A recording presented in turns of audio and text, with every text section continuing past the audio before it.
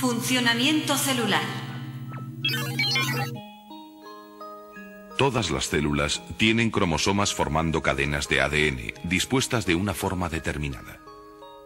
Los virus, que no se consideran células, no tienen cromosomas, sino una simple cadena de ARN o ADN. Las bacterias no tienen núcleo definido y por eso se llaman células procarióticas. Sus cromosomas están repartidos por el citoplasma sin orden aparente.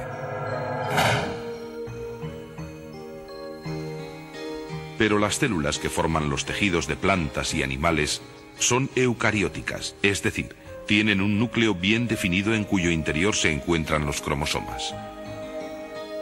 Todas estas células, que son a las que nos vamos a referir, constituyen la mayoría de los seres vivos y están formadas por tres elementos básicos: núcleo, citoplasma y membrana. El núcleo de estas células tiene una forma más o menos esférica y se encuentra situado aproximadamente en el centro.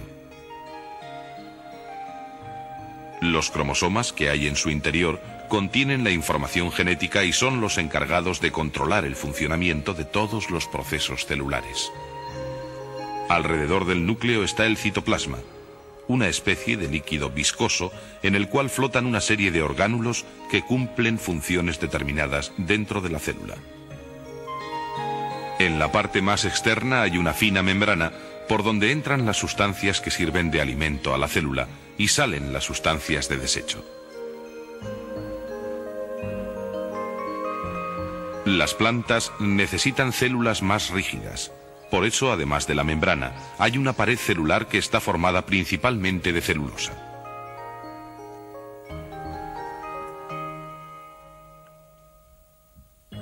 El comportamiento de las células, ya sean vegetales o animales, es similar al de una factoría.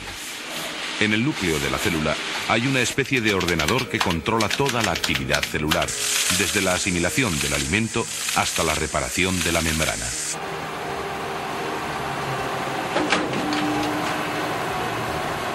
En el núcleo de la célula se encuentran todos los datos necesarios para el funcionamiento celular, archivados en el código genético de los cromosomas. Desde aquí se coordinan y controlan todas las funciones celulares. Como en una factoría, la célula recibe materias primas continuamente a través de la membrana, donde se controla todo lo que entra y sale de la célula. Dependiendo del tipo de nutrición que tenga, la célula necesitará determinado tipo de sustancias. Las células vegetales realizan la fotosíntesis y no necesitan compuestos orgánicos para su nutrición. En cambio, las células de los animales no pueden sintetizar los compuestos orgánicos y han de tomarlos en su alimentación. Una vez ingeridas, estas sustancias se transforman en otras más complejas como son las proteínas.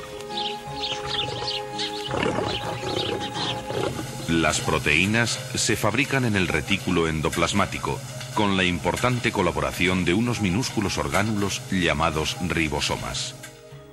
Las proteínas son imprescindibles para el correcto funcionamiento de todas las células.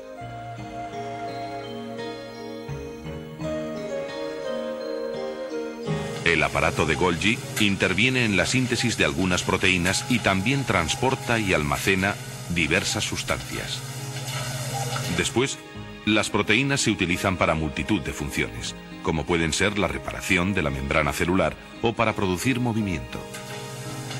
La fábrica celular tiene muchos más departamentos que se encargan de clasificar, eliminar, construir o regular el funcionamiento perfecto de toda la unidad. Por ejemplo, los lisosomas realizan funciones digestivas descomponiendo las moléculas más grandes. La energía que necesita la célula se produce a través de la respiración y se almacena en unos centros llamados mitocondrias. Además de los estímulos internos, la célula también recibe estímulos del entorno. La membrana celular funciona como una especie de radar que detecta los estímulos y así la célula responde a los mismos. Los organismos unicelulares pueden ser sensibles a estímulos térmicos, químicos, físicos, eléctricos o incluso gravitatorios. Una de las respuestas más fáciles de detectar es la del movimiento, que permite a la célula alejarse o acercarse a la fuente del estímulo. Las células utilizan diversos métodos para atraer el alimento y para sus desplazamientos.